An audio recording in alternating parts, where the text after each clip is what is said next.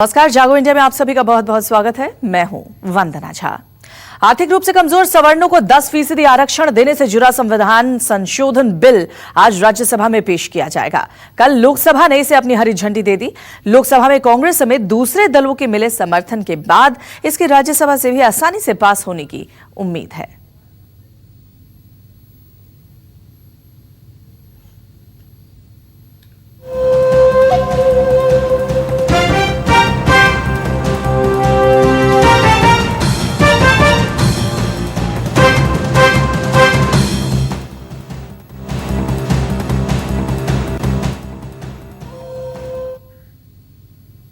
The members presented.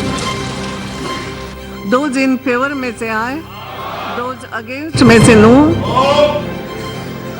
To amend the Constitution of India be passed. Now division.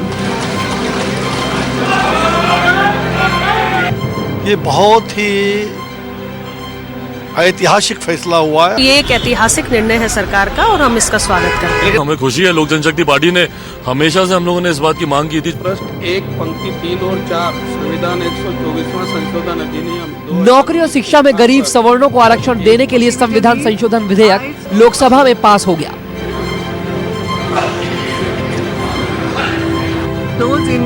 Voting में कुल 326 सदस्यों ने हिस्सा लिया, जिसमें इस विधेयक के समर्थन में कुल 323 जबकि विरोध में 3 मत पड़े।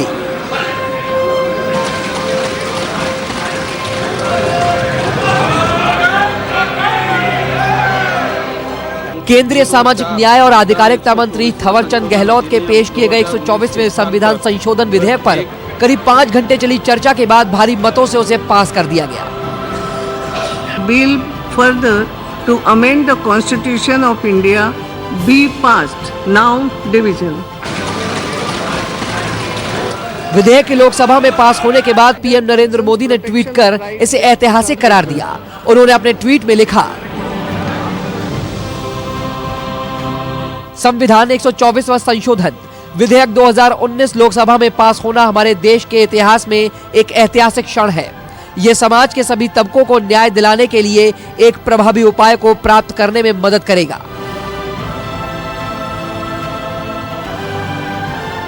वहीं बीजेपी अध्यक्ष अमित शाह ने ट्वीट में लिखा, हर वर्ग की आकांक्षाओं को करती साकार मोदी सरकार। देश के आर्थिक रूप से कमजोर वर्ग को आरक्षण देने वाला ऐतिहासिक संविधान संशोधन बिल लोकसभा में पारित होने पर प्रधानमंत्री श्री नरेंद्र मोदी जी और सभी सहयोगियों का हृदय से अभिनंदन। 323 वोटों से ये बिल पास हुआ है। प्रधानमंत्री जी को बहुत बहुत बधाई। ये ऐतिहासिक है। पूरे देश में खुशी की लहर दौड़ गई है कि प्रधानमंत्री सबका साथ सबके विकास के रास्ते पर चलते हैं। ये एक ऐतिहासिक बिल है और जिन लोगों को अब तक आरक्षण का लाभ नहीं मिल पाया था, ऐसे सारे लोगों को आरक्षण का लाभ मिलेगा। देश हित को ध्यान में रखकर और साथ ही साथ सामाजिक एकता और सामाजिक समरसता को ध्यान में रखकर यह बिल लाया गया। कई सारे प्रश्नों के आज उत्तर भी मिल गए। ये बात भी ठीक है कि जॉब यानी तुरंत जॉब मिलेगा ऐसा नहीं, लेकिन प्रावधान तो कम से कम हो गया और वो लॉन्ग रन के लिए बहुत काम करेगा। बहुत अच्छा लगा। विधेयक पर चर्चा के दौरान कांग्रेस ने बिल का विरोध नहीं किया, लेकिन ये मांग की कि बिल पहले संयुक्त संसदीय समिति यानी जेपीसी के पास भेजा जाए। ज्यादातर दलों ने विधेयक का समर्थन किया, हालांकि आरजेडी और एआईएमआईएम जैसे दलों ने विरोध भी किया।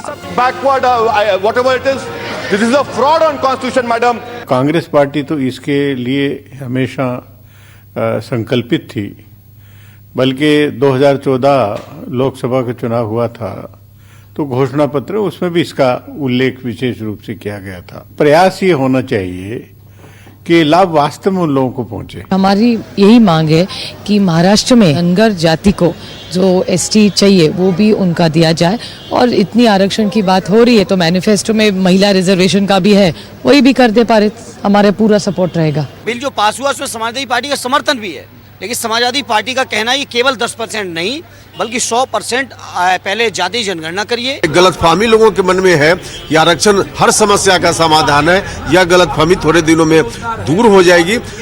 लोगों का उत्थान हो, आर्थिक रूप से उनका उन्नयन हो, यह जरूरी है। यह अच्छा काम है, लेकिन यह सारी समस्याओं का समाधान नहीं। लोकसभा की परीक्षा में तो मोदी सरकार पास हो गई, अब बारी है राज्यसभा की, जहां आज ये बिल पेश किया जाएगा। इसके लिए खास तौर से सदन के सत्र को एक दिन के लिए बढ़ाया गया है। लोकसभा में देखने को मिला है, उसके आधार पर मैं कह सकता हूं कि राज्यसभा में भी ये बिल भारी बहुमत से पास होगा। राज्यसभा में भी पास होगी। जो लोग विरोध करेंगे जनता उनको उल्टे भिजवा देगी। मोदी जी जो भी लाए हैं उसको राज्यसभा में भी पास होगा। हमें इस बात का खुशी है कि आज क्या कहते हैं कि वो पास हो गया है और फिर राज्यसभा में भी पास हो जाएगा और उसके बाद जो है ऐतिहासिक काम हो जाएगा। सरकार को पूरी उम्मीद है कि बिल राज्यसभा में भी पास हो जाएगा। दरअसल राज्यसभा में सांसदों की मौजूदा संख्या 244 है। बिल पास करने के लिए 2/3 सांसदों यानी 163 के वोट जरूरी होंगे। सदन में बीजेपी के 73 सांसद समेत एनडीए के कुल 88 सांसद हैं। कांग्रेस के 50, समाजवादी पार्टी के 13, बीएसपी और एनसीपी के 4-4 और आम आदमी पार्टी के 3 सांसद हैं। इन सभी पार्टियों के 74 सांसदों के आंकड़ों को जोड़कर बिल का समर्थन करने वाले कुल सांसदों का आंकड़ा 162 होता है। इसके अलावा राज्यसभा में टीएमसी और एआईएडीएमके के 13 सांसद, बीजेडी के 9, टीडीपी के 6, टीआरएस के 6 सांसद हैं। ऐसे में किसी एक के भी समर्थन करने से सरकार की राह आसान हो जाएगी। इसलिए उम्मीद की जा रही है कि राज्यसभा से भी आज इस विधेयक को हरी झंडी मिल जाएगी। Bureau report, news 24। PM Modi mission 2019 के तहत ताबड़तोड़ रैली कर रहे हैं। इसी के तहत पीएम मोदी आज महाराष्ट्र की सभा से चुनाव प्रचार का आगाज करेंगे। पीएम सोलापुर में 6 कार्यक्रम में शिरकत करने का उनका प्रोग्राम है, जिसमें सोलापुर उस्मानाबाद 4 लेन स्टेट हाईवे का वो लोकार्पण करेंगे। मोदी कुछ योजनाओं का भूमि पूजन करेंगे और उसके बाद एक जनसभा को भी संबोधित करेंगे। सोलापुर में 3168 करोड़ रुपए मूल्य की ढांचागत और आवासीय परियोजनाओं का उद्घाटन करेंगे। इसके बाद आज आगरा में भी एक जनसभा को वो संबोधित करेंगे। यहां पीएम 5000 करोड़ की परियोजनाओं का शिलान्यास भी करेंगे।